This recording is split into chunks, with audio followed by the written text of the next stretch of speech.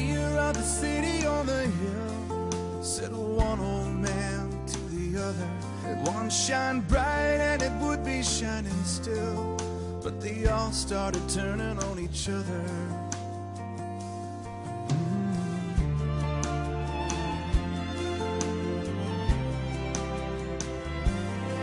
You see, the poets thought the dancers were shallow, and the soldiers thought the poets were weak, and the elders saw the young ones as foolish, and the rich man never heard the poor man speak. And one by one they ran away with their made-up minds to leave it all behind, and the light began to fade in the city on the hill, the city on the hill.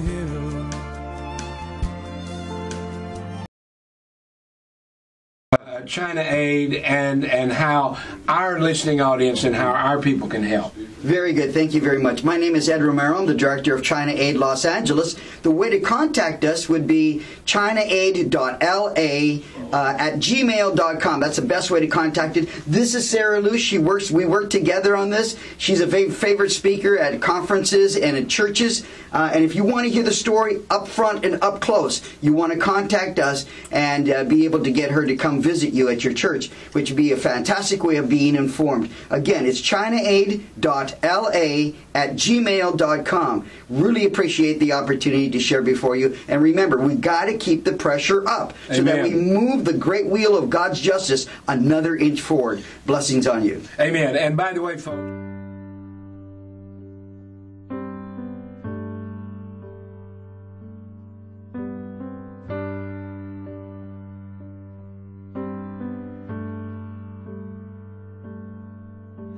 Amazing grace, how sweet the sound that saved a wretch like me.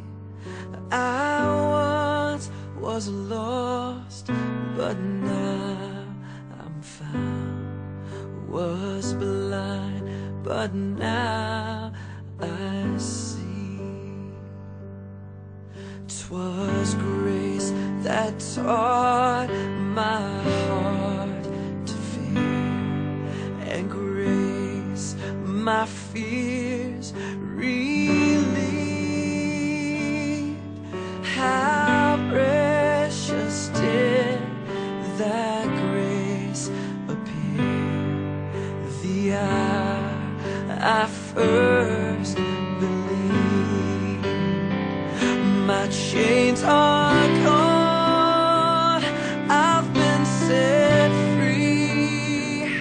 My God, my Savior has ransomed me. And like a flood, His mercy reigns, unending love, amazing grace.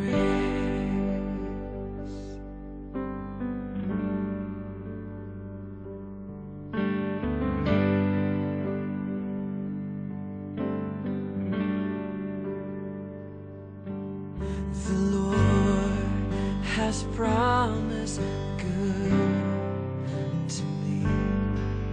His word, my hope secures.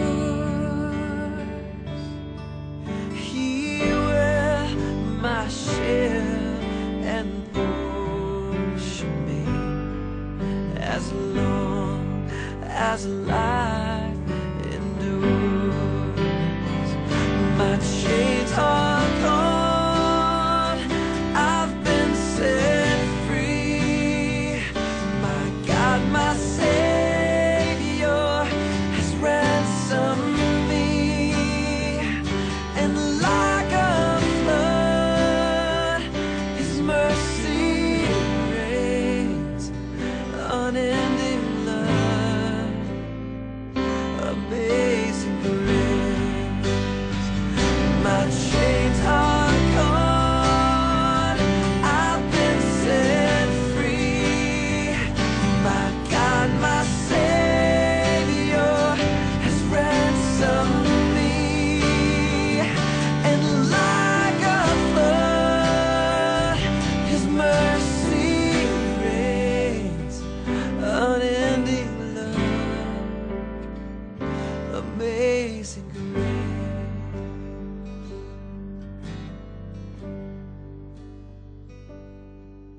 The earth shall soon dissolve like snow.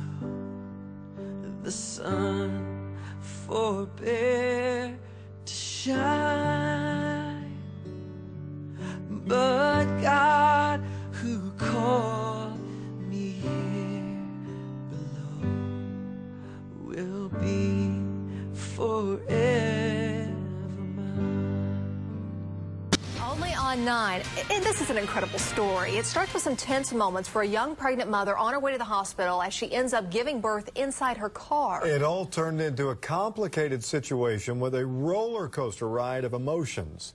News 9's Michael Konopasek joined us with this story. Michael? Well, Kelly and Amanda, Keaton Mason and her fiance were just 15 minutes away from home when their baby decided it was time. What happened next is being called a miracle, a gift from God. It was crazy. It made me cry. It was just before 10 Thursday evening. People at this truck stop were in for a surprise. The lady was screaming, my baby's blue, she's not breathing. A baby girl born in the passenger seat of this Honda had the umbilical cord wrapped around her neck. Mom and Dad were on the phone with 911, panicking, not knowing what to do. In that moment, the baby was not breathing, but help was just feet away. Her angel was there. He was our angel that night, that's for sure. A man named Gary Wilson was in the right place at the right time. He did everything perfectly right. Gary saved the infant's life by freeing her neck, tying the umbilical cord, and rubbing her back. Looked over and this guy was holding a sign saying Memphis. The hero, a homeless man hitchhiking east. I would describe him as kind of like looking at Jesus. He had the long hair, the long beard. Very nice gentleman. He kept me pretty calm, actually. He kept telling me, everything's okay, she's breathing. On one of the 911 calls, 6 inches from the baby, do not cut it. Is a polite, calm voice. Yes, ma'am. Okay. Okay, I'll do that. Now, 6 inches away from the baby. The voice of Gary Wilson, who by the next morning was already long gone. Well, Tatum Brown was born 4 pounds, 11 ounces, and 4 weeks early, but doctors say she is doing just fine. After Gary's good deed, employees at the truck stop offered him a hot meal and a place to sleep. I want to thank you, deviant lawyer, for taking my pathetic case. No problem, Mr. Abuser. I am always willing to help out a criminal who attempted to kill his wife. For the right price, that is. Now, you stated on the phone that you had beat your wife several times in the marriage. Was she ever treated in the hospital? Yes, she was. And she has all the records from it. She also has a protective order on me, so that I can't come near her, or the kid she claims I helped make. I can't be sure it's mine. I was too drunk to remember banging my wife. It doesn't matter if the child is yours.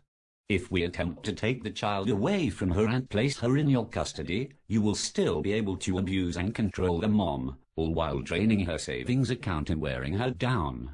It is a win-win situation for you. How do I get custody of the girl?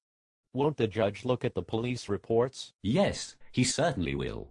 But we will spin it with a tissue of lies. We will claim that the mother is over-paranoid and crazy, that she fabricated her injuries or even caused them herself. We will ask the judge for an evaluation from a good psychiatrist friend of mine. He always makes sure the dad maintains custody and control so that you will still be able to abuse the mom, and has the added bonus of not having to give her child support. Does this sound good to you? Yes. I don't want to give that woman a dime of my money. I will pay you thousands and thousands of dollars to make sure she doesn't see the $150 a month she would probably be awarded. And I will gladly take your money. Now, tell me how long you were married. We were married about 5 years. I lured her in, very quickly, by pretending to be a nice guy, and then when she was finally duped sufficiently, I married her, and immediately began beating her. After every incident, I always made sure to tell her I loved her, and that it would never happen again. This is all her fault for being stupid enough to believe me. I also threatened to kill her if she ever left me, and then I made sure there was no money available for her birth control, so that she would eventually get pregnant and be trapped by me forever. I really love the sound of her crying in pain and don't think I can live without torturing her. It is wonderful having a kid now. I can torture her as well. I got 2 for the price of 1. And I will make sure you can continue your lifestyle so that your wife will still make you happy with her misery. Can you bait her into yelling at you? Of course I can. I know how to push all of her buttons. That's great. Then we can get her to act out emotionally in public. Then you can call the cops on her and pretend you were in fear of your life. We can get a restraining order on her and level the playing field. Once the forensic evaluator performs his test on both of you, then we'll really be able to make her look crazy. But won't I fail the test because I'm a narcissistic sociopath who loves to torture and humiliate my wife and child? No, you won't fail. These behaviors can be excused with a little term called alienation. It works every time. We can say she was alienating you from the child, and because you could not see your child you were forced to act out this way. Hey, it worked for Alec Baldwin. It will work for us. Plus, you have to remember that the judge appoints this same evaluator every time, and he is for father's rights. It doesn't matter to us if you eventually kill your child. All that matters is that we all make money off your vengeance and your wife's fears. That's wonderful. Then I can still make my wife cry, make my daughter do whatever I say, and still have the freedom to drink whenever I want. You were right.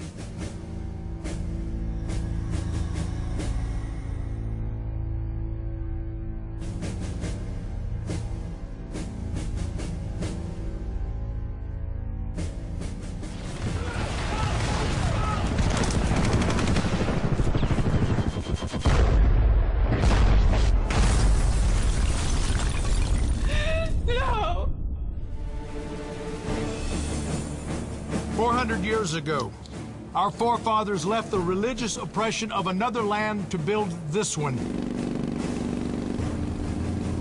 And the first thing they did was to put a cross on the shores of the Atlantic. What did my dad die for, Bob? That's what happens in war. No, I mean, why'd he die? We found this in Chris's locker. Is there an actual rule that says you can't bring a Bible into school? My fight is about freedom and taking back what has been stolen from us. Did you ever think that you'd see the day when people were offended by a cross in public? We are talking about the separation of church and state. It's a lie if we don't tell the real Christmas story. Our rights are being destroyed perhaps forever. But don't you see, we're letting it happen.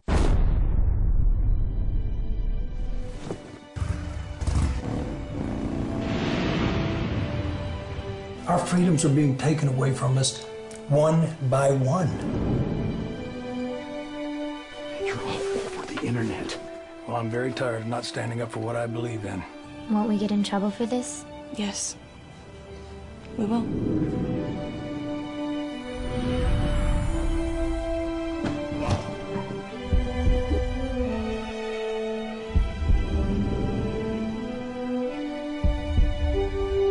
Wake up and look around you. Look what's coming over the horizon.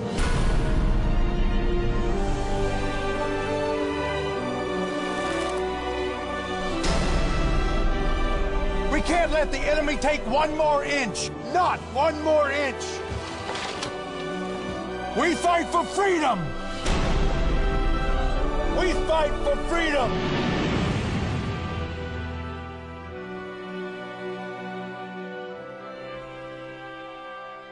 Zbigniew Brzezinski was speaking before the British Council on Foreign Relations, and he was telling this group of elite called the Illuminati,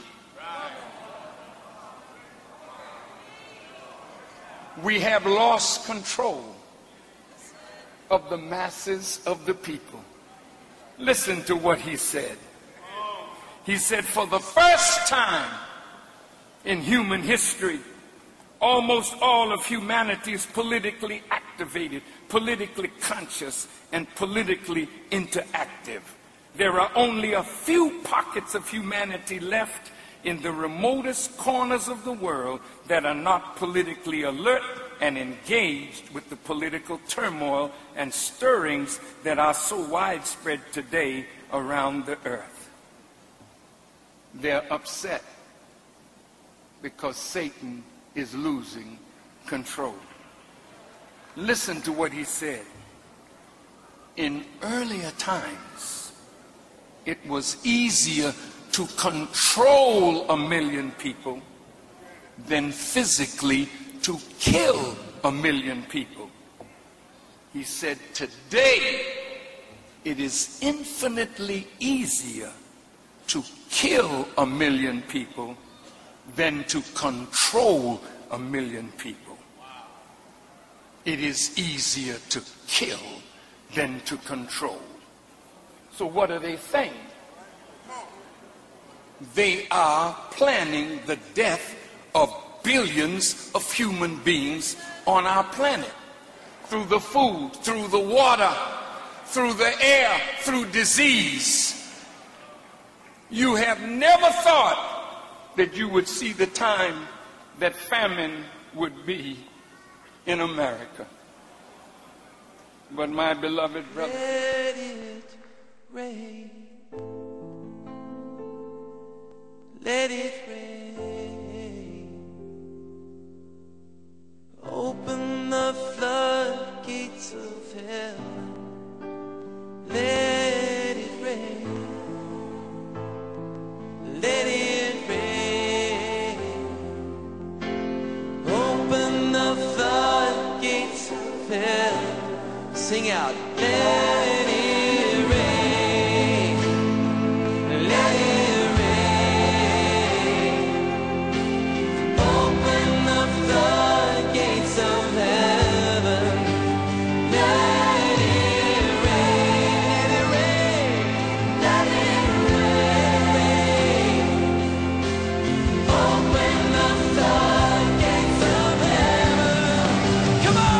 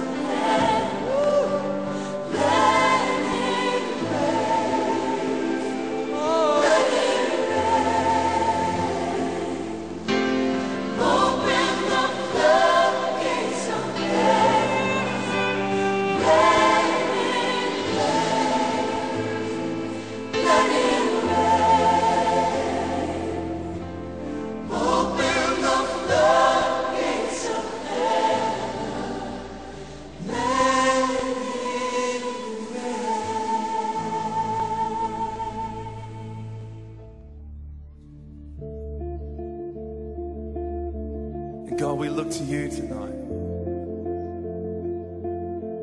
Above the singing, God, above the music, above the songs, Let your name be lifted high, Jesus.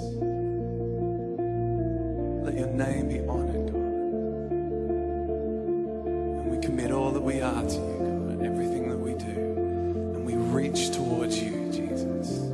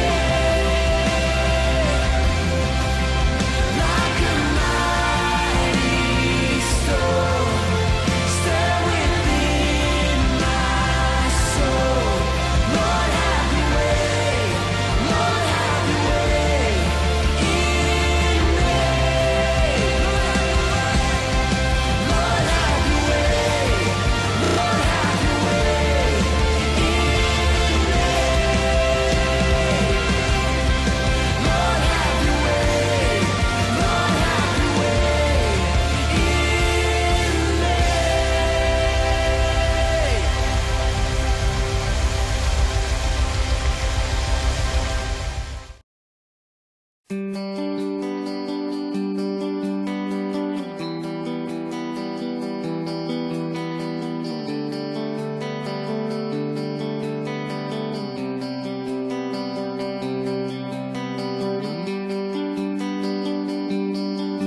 are you striving these days? Why are you trying to earn grace? Why are you crying? Let me lift up your face. Just don't turn away.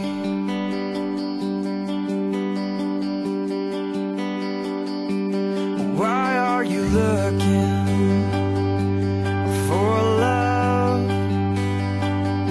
Why are you still searching as if I'm not enough? To where will you go, child? Tell me, where will you run? To where will you run? 'Cause I'll be by your side wherever you fall in the dead of night. Whenever you call, and please don't fight. These hands that are holding you, and my hands are holding you.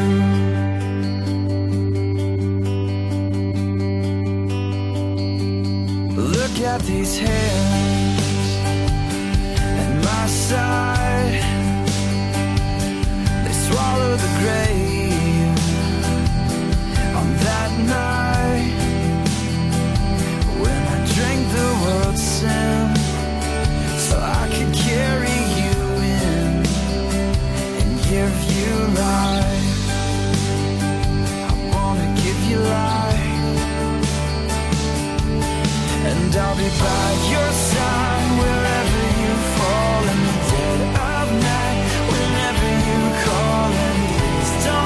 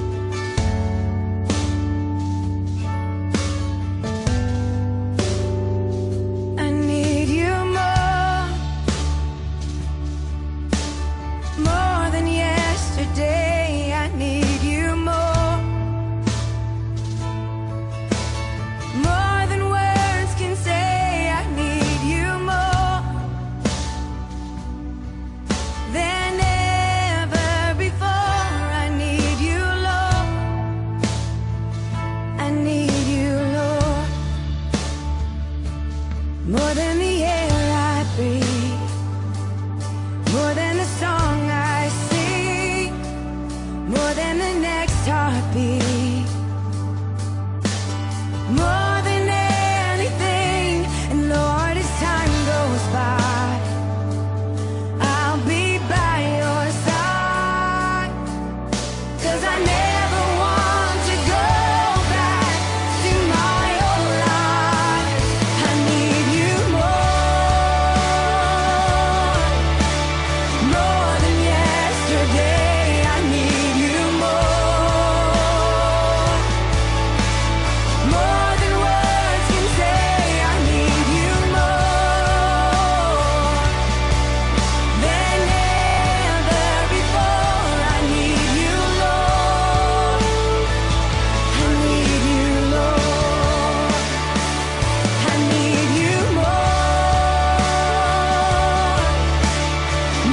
than yesterday. I need you